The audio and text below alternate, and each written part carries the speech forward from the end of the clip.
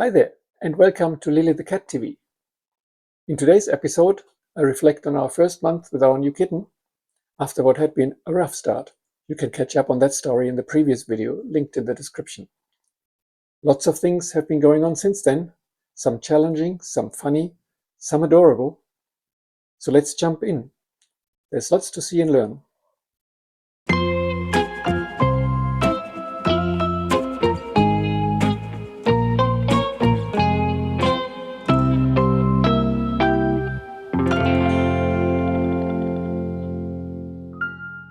In short, we had a whale of a time. She's hilarious, cuddly, cute and mischievous, and keeps us on our toes. So let's look at what's been going on and what we learned. You know how there's this 3-3-3 rule. Lily seems a bit ahead of the curve. Over the last few weeks, she has taken control of her territory and has become very comfortable. She's not easily scared by loud noises, but she hates our handheld cyclonic vacuum. Most other things, she examines, then observes with detached interest, for example, the robot vacuum. Overall, I feel she's settling in a bit quicker than the rule suggests. This probably has to do with the fact that we both work from home, and so she has us around most of the time. She lives up to Burmese cats' reputation as Velcro cats, in that she always follows us around and is at her most content with the humans nearby together. Lily is having a ravenous appetite. We had her on a pouch of wet food plus about 25 grams of kibbles over the first week or so, but once she was out of her health issues, that was not enough. So now it's 1.5 wet food pouches, 25 grams of kibbles and a treat or two through the course of the day. She gets 3 main meals and the automated dry food feeder fills in the gaps. All that means she's growing fast, as a 4-month-old kitten should. She's gone from 1.5 kilograms when we got her to just under 2 kilograms now, so roughly at the rate of about 100 grams a week, which seems to be the expectation. We always feed her just before we sit down for our meals, to keep everybody happy.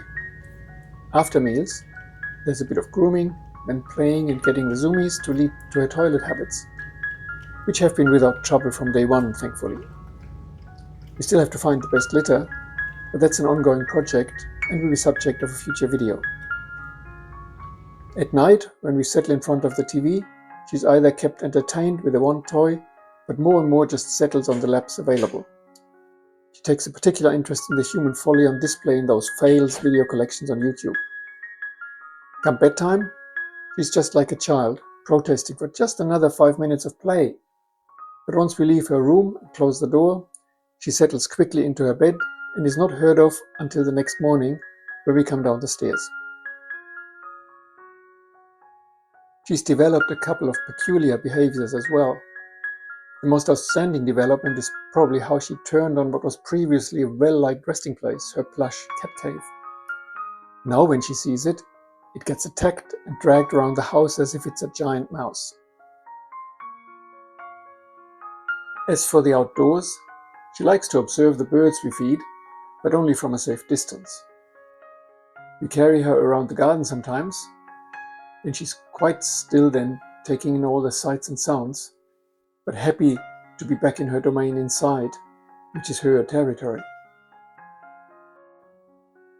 I spend all this time optimizing home automation, video editing workflows and the like, and then introduce a furry disruptor who just wants to sit on the delete key.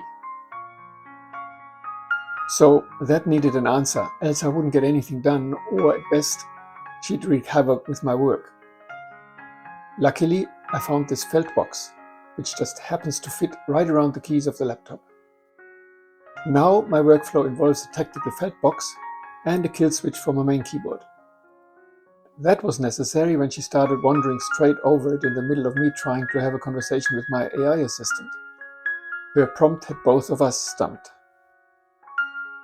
She thinks she's helping me edit. I'm just trying to make sure she doesn't accidentally delete the entire Tales from the Tank video archive. The solution also introduced another challenge, since she now likes to sit on top of that box, partially obscuring the monitor.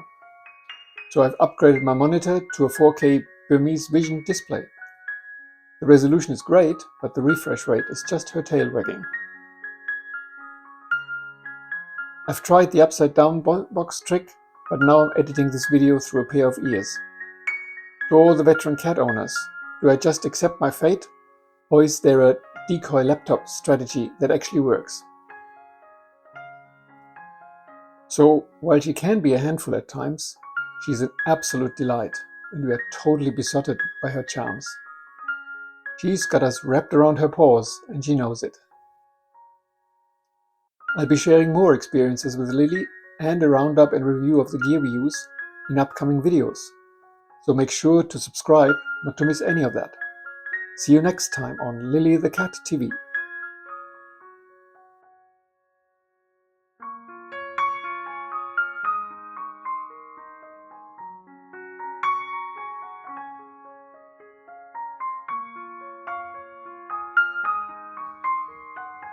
That's great.